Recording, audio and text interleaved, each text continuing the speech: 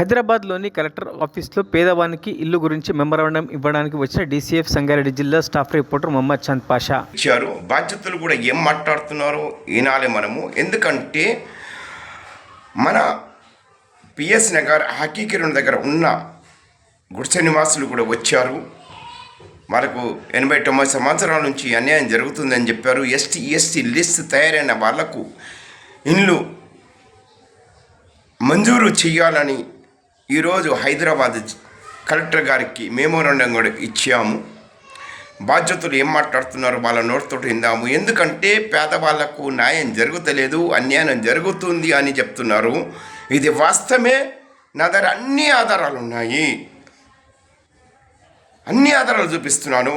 మరి ఎందుకు అలాట్మెంట్ చేస్తలేరు? దీనికి ఆన్సర్ ఇవ్వాలి చీఫ్ మినిస్టర్ రేవంత్ రెడ్డి గారు, హైదరాబాద్ కలెక్టర్ గారని కోరుకుంటున్నాను. నేను ఉన్నది చెప్తున్నాను, వాస్తవమే తెలియజేస్తున్నాను. మా అంటే నన్ను అరెస్ట్ చేయిస్తుండొచ్చు, చేసుకోండి. నేను ఎవరికి భయపడను. తప్పు చేసిన వాడు భయపడతాడు, అవినీతి పని చేసేవాడు భయపడతాడు, లఫంగా పని చేసేవాడు భయపడతాడు.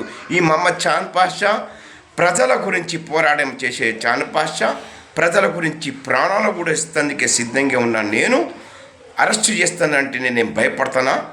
ఆల్రెడీ నా మీద 3సారి నా మీద అక్రమ కేసులు పెట్టారు.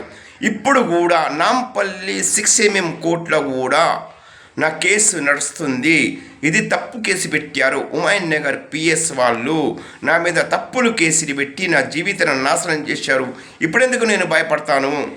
ఎవరితోటి భయపడే అవసరం లేదు. ఎందుకంటే మేము నీతి నిజాయితీగా ఉంటాము, ఎవరికి భయపడము. తప్పు చేసిన వాడే భయపడతాడని తెలియజేస్తున్నాను. ఈరోజు హైదరాబాద్ కలెక్టర్ ఆఫీస్లో ఉన్నాము. ఇగో బాధ్యతలు కూడా మాట్లాడుతున్నారు.